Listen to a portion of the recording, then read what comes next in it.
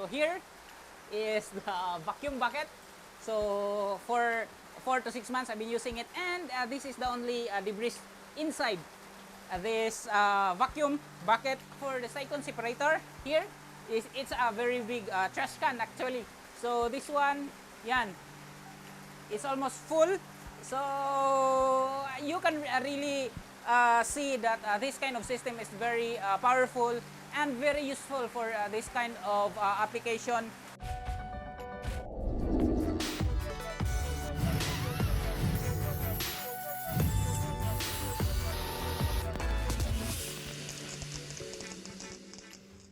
Hey guys, welcome back to my channel. And today's video, I'm going to tell you why you should not use your vacuum cleaner as is before watching this.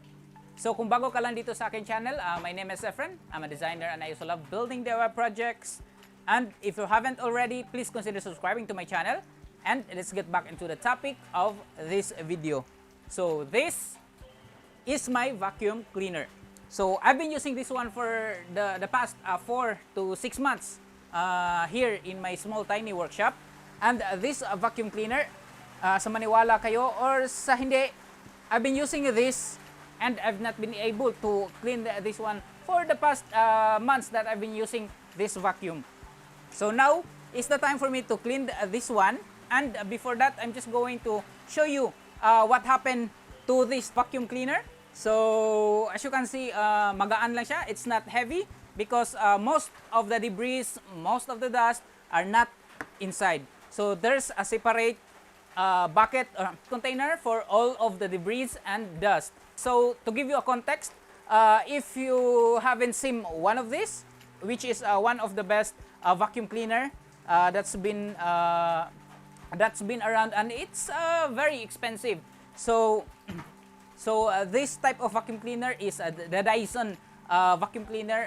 This one is a combination of a motor, which is doing the suction, and it has a separate container that will contain all the debris and everything. So that is why it's very expensive, because they managed to put this kind of system, the vacuum cleaner, and this cyclone separator. So as you can see guys, this is my cyclone separator here, and this is the vacuum itself. So I have here a hose. So this hose is, I have here a hose. So ito yung ginagamit ko for sucking all the debris and dust. And this another hose here is going to the vacuum itself. So it's gonna be here. So it's gonna be here like this. And when I turn on the vacuum cleaner, then I'm going to use this part of the hose and putting it into the dust and debris that I want to be clean. So this cyclone separator, for that past month that I've been using this vacuum cleaner, is kind of very heavy right now. So I think it's full. And now if you're going to compare this size of a container or a bucket to this 6-gallon vacuum cleaner, the cheapest available the time that when I purchased this vacuum cleaner. So there's really a very big difference. This one is a 6-gallon. This one is 60 liters, and this one is 24. So this one is a 24 liter. So there's really a big difference. So now why you should not use your vacuum cleaner as is? That is because if you're going to do that, then most of the debris is just going to go in this kind of system. So most of the debris are just going inside this vacuum cleaner, and for maybe a month or weeks of using it, then the filter and this bucket of the vacuum cleaner is going to be get filled right away. So now I'm just going to show you the inside of this one. Mind you, I haven't cleaned this one for that a long time, 4 to 6 months of using into this tiny workshop. So let me show you inside. So now we're going to open this one here. So as you can see, yan. The filter is almost filled with the tiniest dust, and then nothing inside. So the big debris and dust are inside this bucket. So this is what happened to the filter of the vacuum cleaner. So most of the tiny dust are here, so it's get filled the filter, and the vacuum itself doesn't have enough power to suck for using this one anymore. So I'm going to clean this. So I'm just going to clean this one today. So this is the inside of the vacuum cleaner, and next is I'm going to show you what's inside this bucket.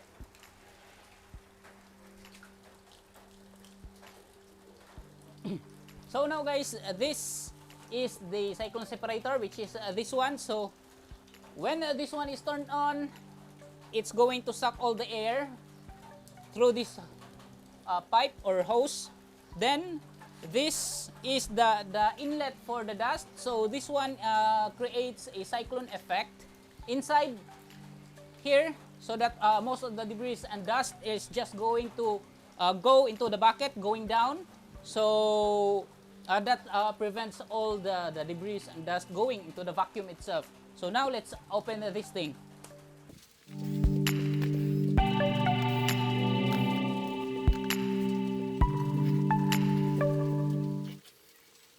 So now guys, let's bring this lid up. Here is the inside. So yan guys, oh, sobrang dami. So yan, this is what's in this bucket. So it's almost full. So yan guys, oh, so this one is very long. So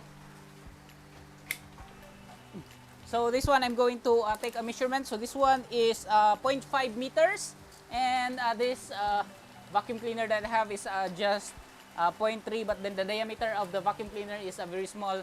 And yeah, if I'm going to use this vacuum cleaner itself without using the cyclone separator, I might clean this vacuum cleaner maybe 6 to 8 times. So it's really a big help using this kind of system, the cyclone separator. And yeah, so now we're going to clean this vacuum cleaner. And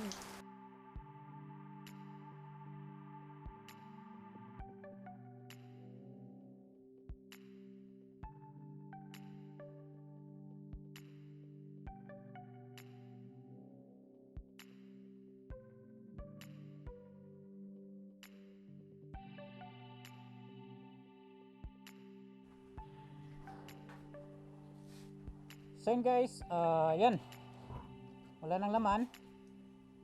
So nilagay ko na siya dito sa sako. And also the vacuum itself, yan, malinis na.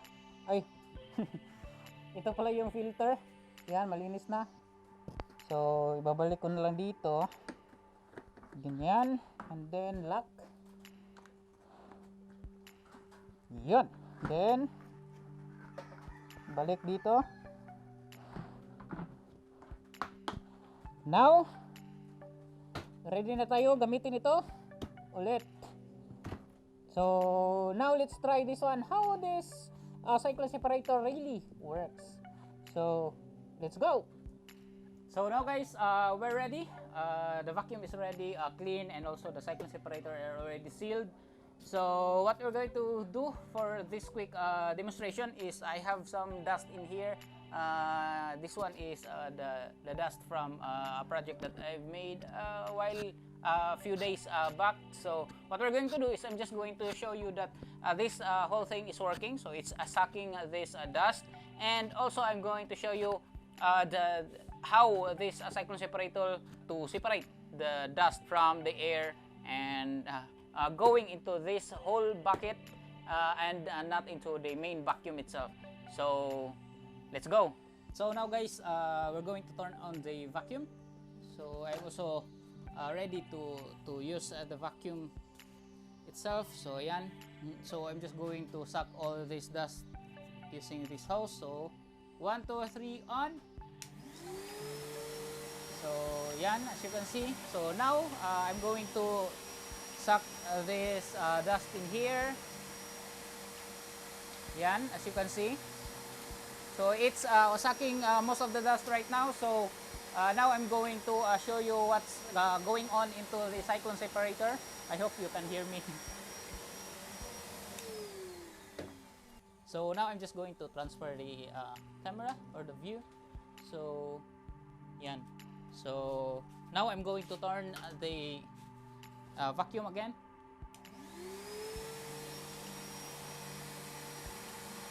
Yan. So most of the dust is going into the bucket, the big bucket. Yan.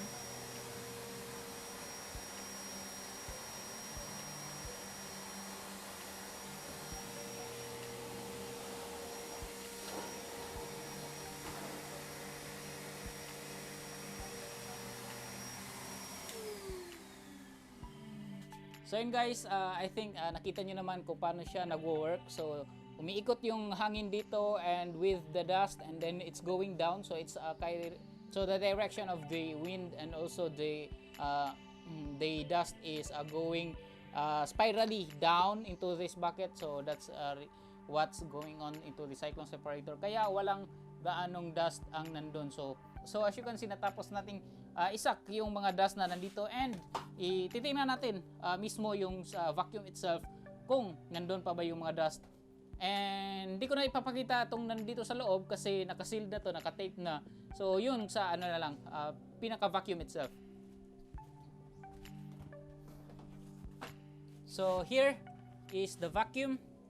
So para makita nyo talaga na ito yung ginagamit natin, so ito-turn on ko. Yan. So ito talaga yung ginagamit natin, and the hose is here. Yan, as you can see. So yan. Ayun, open. So yun guys, yan. So as you can see, wala. And yan, as you can see, wala lang nandito sa loob. So lahat ng mga dust, so 90% of the dust is inside this big bucket. So yeah, so that's really the big reason why you should not use your vacuum itself without having this type of system. So you can build just a small like this. So you're just going to buy, and or if you have 3D printer, then you can have, or you can 3D print a small version of this one. And for this particular unit, I bought the cyclone separator online in Lazada, Shopee. You can also buy this one for about 600 pesos, and it will really save you a lot of time cleaning and preparing everything for the vacuum itself. So yeah, so I think that's it for this video. So if you've reached this part of the video, then thank you for watching, and don't forget to subscribe to my channel if you haven't already. Bye. Peace.